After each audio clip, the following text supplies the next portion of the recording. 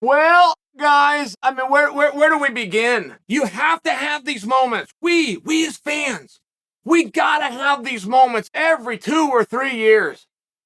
You could put 5 years between, but we have to have these jaw-dropping, oh my goodness, that is what dreams are made of. That is why this sport is so awesome moments. We must have it, and we will forget, guys. We will forget what happened tonight in a very short period of time, and we will come back to the invincibility factor. We are searching for this as fans, and we do it time and time again. And as soon as the guy that we think is invincible proves to be human, we will instantly latch to somebody else and decide that is the invincible person. We will even do that as competitors. And you guys can relate. Even if you played a little game when you were 9 years old, little something in PE during junior high, wouldn't matter what your level of athleticism was, you, in your mind, believe there was somebody that was so good and so dominant they could just put you on your finger and just spin you around. There is no such thing. This is real life. The UFC slogan, as real as it gets. Guys, great slogan. I mean, don't you think?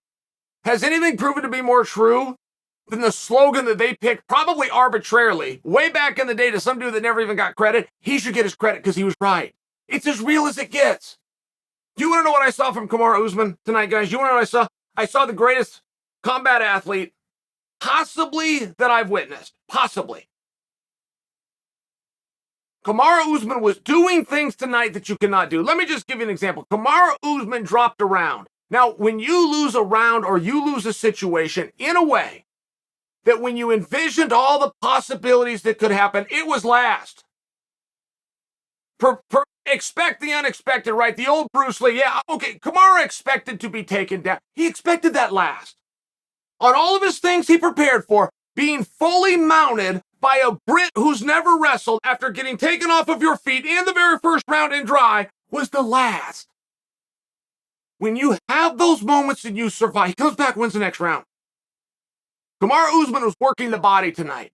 You have not seen that. Now, you might be able to challenge me. If you're really good and you watch, but not with the big names, you'll never find a time in George St. Pierre's career that he worked the body. I'm not talking about a body shot. I'm not talking about touching the body. Working the body. Boom, boom. You're staying. You're bent down. You've changed elevation. You've done this and you're working the body. You don't see that. You see that in boxing.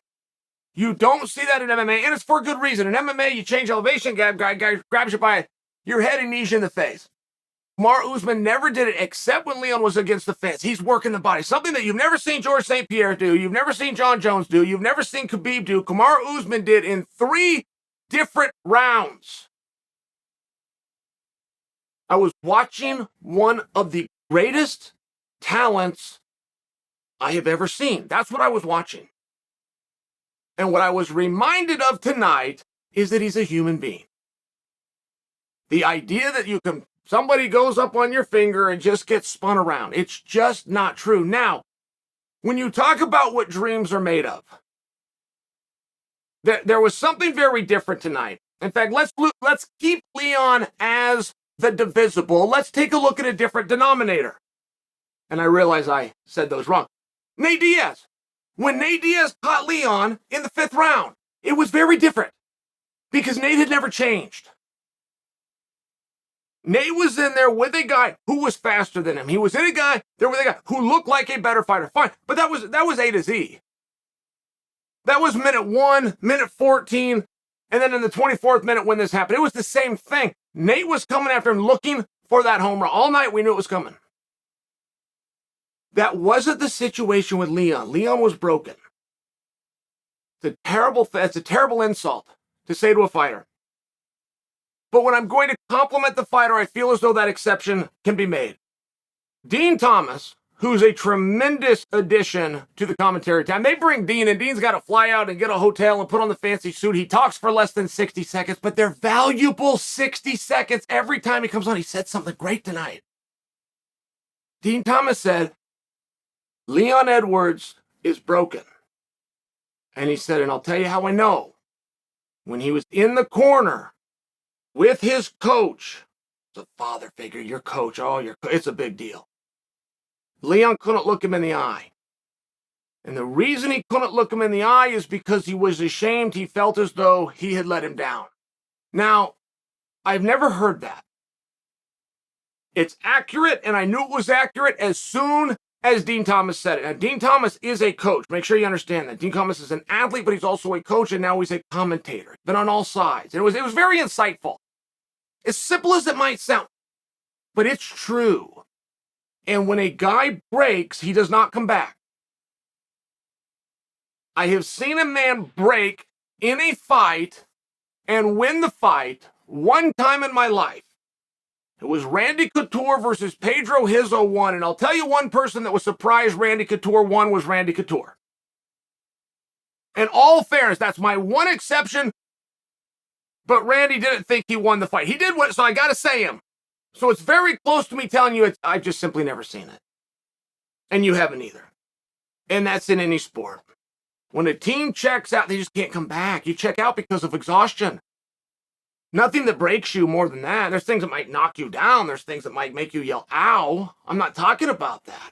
I'm not talking about tapping. I'm talking about when I now just need to get through the night.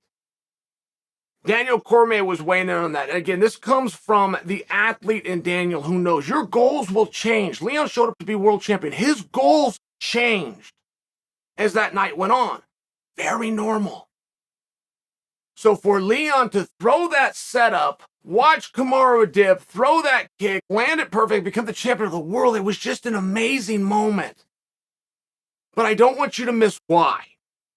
Now, Leon's celebration was as sincere as anything I have ever witnessed on television. And it was awesome. And for Leon to have that recognition, to be brought to tears, to talk about he was born in Jamaica and he had nothing. He promised his mother he was going to change her life, and look at me now, I'm the world champion. This was awesome. But I want you to share in it.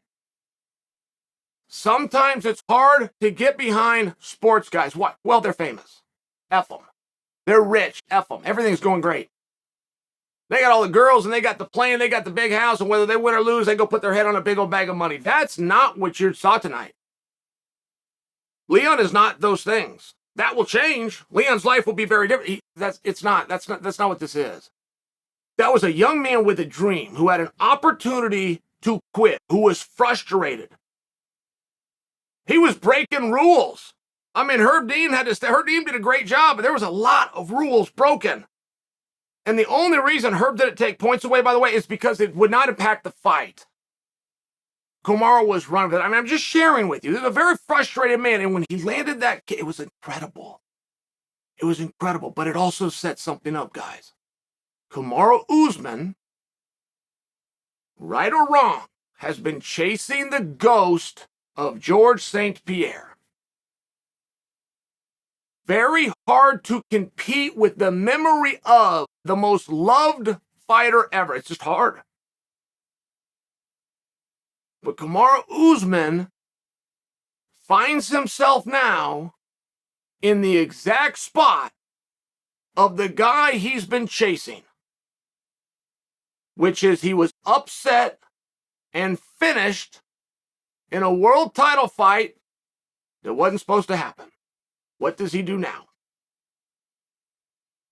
That really is the story right here for Kamaru Usman. The story of Kamaru Usman and being the greatest welterweight ever and being the pound-for-pound great, none of those things are gone. No. They just began. They just began.